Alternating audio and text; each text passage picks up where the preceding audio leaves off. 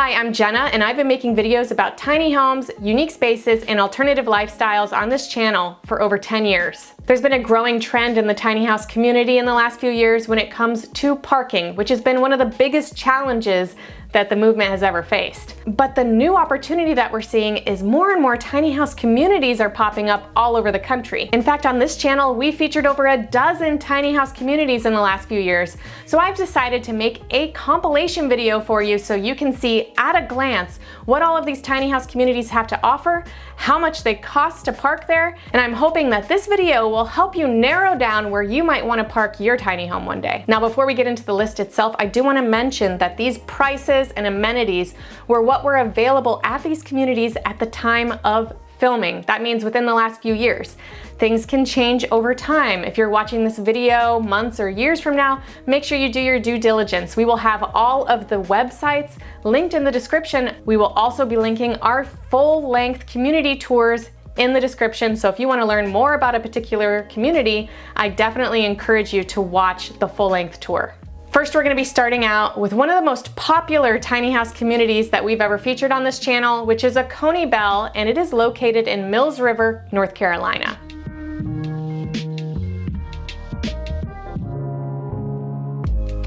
This is, we feel, a better option for a lot of people who just want to have kind of their own space and still be able to live within a reasonable means.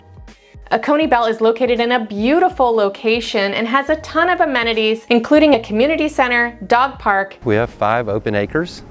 That's the off-leash area for the dogs. Gardens, hiking trails, and one of my favorite things about this tiny house community is that there's quite a bit of space in between the tiny homes. You have your own little yard and you're able to build on a shed or a deck if you want to. The next tiny house community we're featuring is called Orlando Lakefront, and it is located in Orlando, Florida.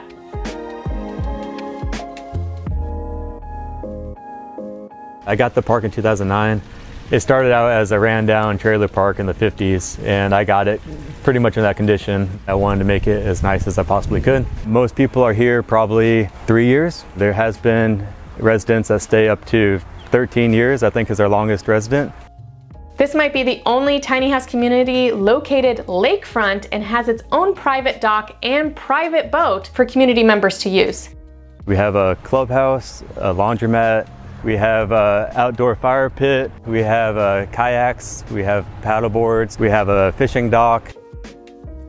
Next, we're moving over to another tiny house community in Florida. This one's a little bit smaller and it's called Circle Pond. I want to encourage anyone else who might have this coming into their community to be open-minded and to be accepting of accessory dwelling units, of infill, of opportunity to create housing. We all play a role and we need to be nice to each other and allow each other a space. With only 12 spaces, this is a tight-knit community. And at the time of filming, there was a beekeeper on site as well as a microgreens grower.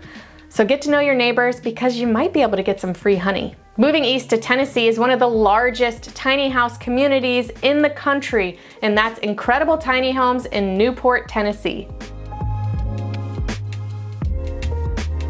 If you're looking to have a house built on site and moved directly to the property, look no further because Incredible Tiny Homes also builds tiny homes on site in their facility. We still offer a home at $20,000 like I started, and I hope to always offer a home at a really discounted price for somebody that needs something. There's just something about the tiny home industry that I don't think it should be super expensive. It should be affordable for everybody. With over 700 spaces available in different neighborhoods that they have in the community, there's quite a variety when it comes to rent here at this community, but basically you get what you pay for. Or if you're one of the early adapters at this tiny house community, they even offered special rates that were practically free. Traveling west from Tennessee to Texas, we have several tiny house community parking opportunities, and up first is the Bird's Nest, a tiny house and RV community. At one point I thought, you know, what is needed? And what was needed, I felt, was a female-only community. I didn't realize that by doing this that I would have built-in best friends at the age of 65. And that's what we are, and we're a community that takes care of each other, and that's what I really wanted. And they not only strive to provide affordable parking, but also to provide inclusive parking and a safe space for women. For this next tiny house parking option, we're staying in Texas to visit Namaste Hideaway, a tiny living community located in Van Alstyne.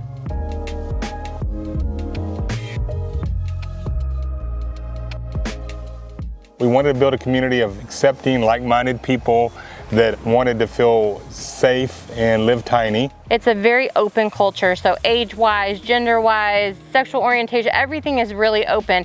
We just ask for two things. You be you, and you respect other people around you. Chuck and Molly are very intentional about how they're building the community. We can very much trust and rely on each other. It's pleasant and peaceful. Our next tiny house community is in Austin, Texas. This tiny house community is half tiny houses, half RV park, and it's located next to a working farm. So we've got an organic farm on site where we can get produce. We also have a state-of-the-art gymnasium.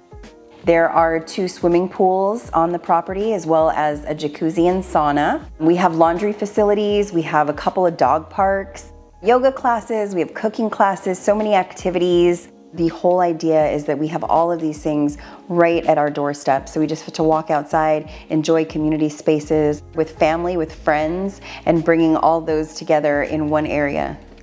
The original vision for Village Farm was to live in an agrihood, which is a very unique concept, with the intention of bringing people together for community in one space where you have sustainable living and everything can be done within your own community.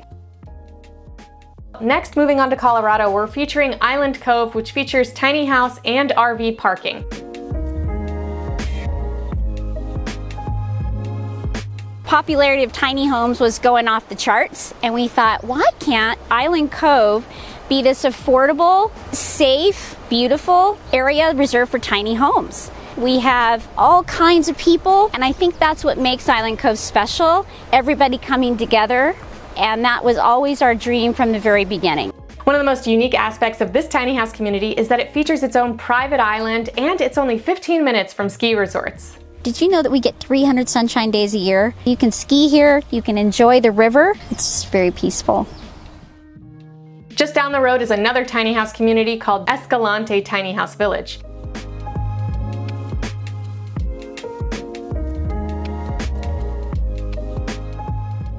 Everybody that came in here originally pays $500 a month for their space, plus utilities. I believe that this has a place for housing for people that can't afford, a $600,000-$700,000 house, and lets people live also in a manner which they think is more sustainable type living for people that believe that we should have a smaller footprint. Next, we're moving on to Arizona to LuxTiny, which when we visited was still a tiny house community in development.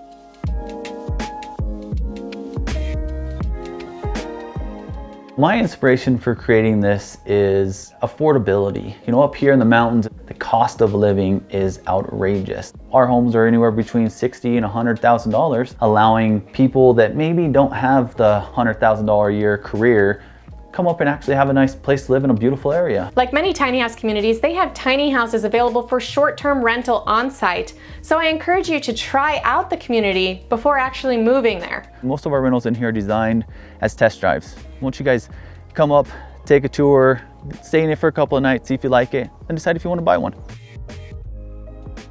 Next, we're moving into California, and it's going to get a little bit more expensive here, but keep in mind that it's all about location. First up is Tiny House Block, located in Mount Laguna, California.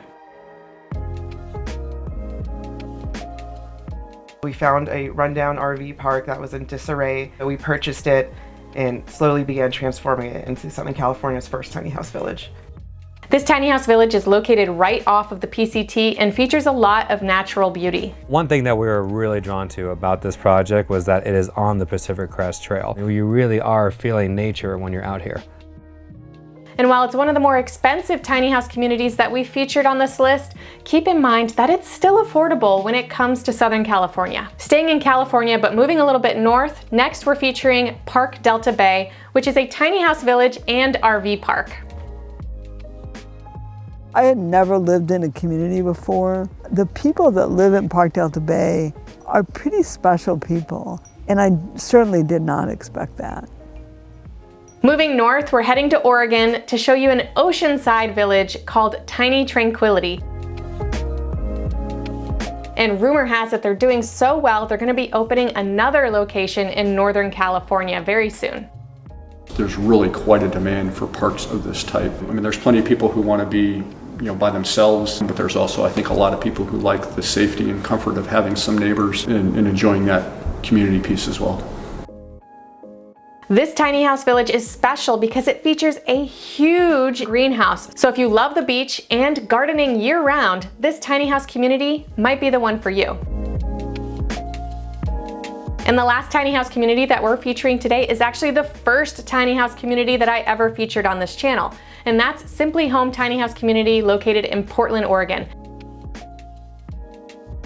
This might be one of the first tiny house communities that ever existed, and it has an interesting backstory that involved a couple of friends buying a large house and moving their tiny homes into the backyard, using the large house mainly as a community space. It's a really intriguing way to create a community inside of a city, and if you're interested in doing something similar, I encourage you to watch the video to hear all the details. I hope you guys enjoyed our tiny house village and community roundup. We're looking to make more compilation videos like this one, so let me ask you, what would you like to see in our next compilation video? And also be sure to subscribe and hit that notification bell so that you know every single time we publish a new episode.